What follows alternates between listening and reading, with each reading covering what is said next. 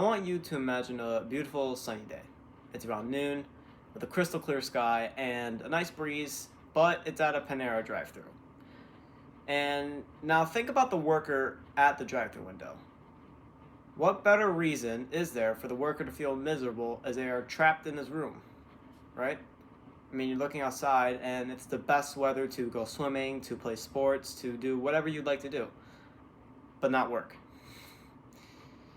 Just clicking buttons and being a good server for people they don't see for longer than a couple of seconds. Now, if you relate to this, then I'm glad you're here, because communication can turn this worker's life upside down. As I can imagine, you're most likely a working man or woman who is also a consumer of many places, or customer. Now, what would make this worker feel happy and grateful for their job? Is it gratitude? Is it being nicer to other people? Maybe. But what if you decided to say their name? And I went into this so I could give this result to you, and I want to ask you this. Remember the last time you went through a drive-thru and an employee said their name? Did you say it back? Probably not, I'm assuming. And that's okay. Now here's where I talk about the benefits of saying one's name in great detail. And so you might be wondering, okay, well, what's the point of me saying someone's name if they're not going to say my name back? The thing is, we're not looking to receive something in return for this gesture, right? We're looking to form this into a habit of sorts to improve our communication.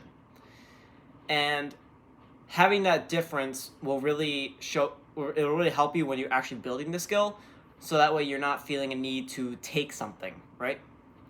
And for that reason, I'm going to go into number one. You navigate relationships easier. Because not only does this simple practice of improving communication lead to bigger practices and greater improvement of communication, it also leads to more quality relationships because you learn how to get your message across in a much simpler, more concise way. So, building off of this, what we want to do when we say their names is we want to say it with genuine emphasis, right? We want to actually want to say their name when talking to them, like a normal conversation. And what that'll do is that will help cultivate the understanding that you need to give something to the other person if you want a good relationship with anyone. Doesn't matter who it is. So I want to mention that because I noticed that a lot of people are really anxious today. And I, being somewhat there myself, I figured out that if I were to say someone's name and I were to give them that feeling of importance, that it helped me feel important and it helped me reduce that anxiety that you get from, I guess, just the normal conversations of life that we now can't do because we're too distracted from our phones. So, developing off this now into the next one is to rid yourself of social anxiety. Saying their name can lead to this decreasing because you're connecting with that person, even if it's a short period of time.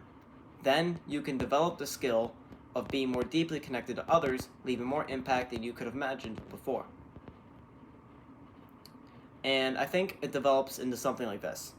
So, first, you consciously become aware and you say their name during conversation. Then you become aware of what you're saying and how that's coming across. And if it's coming across in this tone or that tone, or if it's not really the right message you want to deliver. And then you go, okay. So if this isn't the right message I want to deliver, what's next? And then you start to develop the idea of there is a right way to communicate to people. And then you practice that.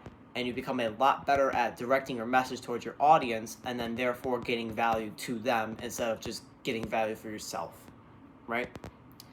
Because I think the ultimate goal of people in general is to benefit each other to the point where the next generation will be better off than the last one. in a sense that they're moving towards a more idealistic version of a person. Just even as an individual, to a company, to a group, to friends, any body of people, right? And to continue off of this, my third point sets you up to ask, how can I correct my communication instead of why should I correct it? Now, the reason why people have a lot of social anxiety, from what I believe, is because as they go to walk up and talk to somebody, for instance, they get the anxiety of, why should I say this? They get defensive. Why is the cursed word for yourself and for other people? Because it automatically puts you on the defensive, and it doesn't really give you a lot of wiggle room to freely direct your speech towards the thing that you want.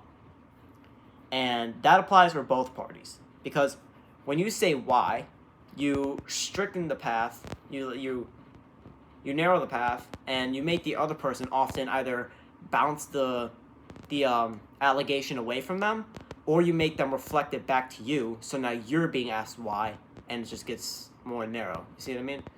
It's very hard to get yourself out of a why. It's very easy and very open to get yourself out of a how. And when you start asking yourself, how can I correct it, instead of why should I correct it, you set yourself up to develop an actual skill that will be valuable to you, instead of just developing your social anxiety to the point of where you feel that you can't overcome it.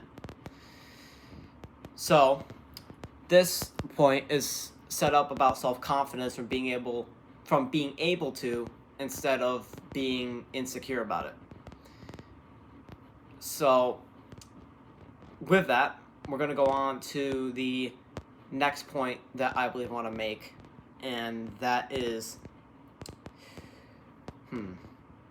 you can help people out a lot more. And here's what I mean. So, when you communicate better, when you are able to send your message to somebody better, you're able to help them out on their problem more precisely according to what their needs are. Because you got to remember, you're not doing something for your own needs most of the time, unless it's like eating, drinking, sleeping, right? You're mostly doing things throughout your day for other people's needs. So why not make it so it's also beneficial to you, right? And that's what communication does. It bridges the path between benefiting yourself and other people to the ideal version of what a person would be. And developing that skill will not only put you in a better position for jobs, put you in a better position for public speaking, but it also puts you in a better position for people to recognize your authority, your responsibility, and your social integrity towards other people. And the reason why I wanted to bring all of this up is so that way you could hopefully gain some value and be able to at least use the lesson of saying their name and to go on and improve your communication. Or to become interested in the topic of communication and introspect and see, what am I not doing right? If I get anyone to do either one of those two things, then I did my job. That was my job. And I'm glad I'd be able to do that, because I'm grateful that I have the responsibility to make sure that people are heading themselves in the right direction, and I can tell them that by doing things or not doing things as proven by myself or other people. And if you're wondering why I brought up the Panera thing earlier, was because when I said their name at the drive-thru, I mean, they literally went from like being the sad kind of mopey person, and they just like went up like 3 octaves. Like, you heard it instantly. It was wild to see. So that type of change is really something that is special. It's something that you don't really, it's like an unwritten rule, but now I'm writing it and speaking it to my audience. So I hope that kind of helps. And the power of communication is really something that I missed out on for most of my childhood, and I want to make sure that you don't have to miss out on it for any longer period of time than you have. And I am grateful that I learned this early on, and I'm grateful that I can develop the skill as I go further into my life, but it's a lot less important if one person develops it compared to 20,000 people developing it, or 100 people developing it, or 10 people developing it.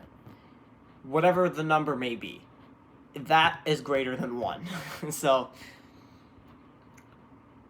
I want to make people more consciously aware of just things that will benefit their mental, physical, and spiritual health in general, and communication is definitely one of those. So I'm going to give that to you. I hope you apply it somewhere.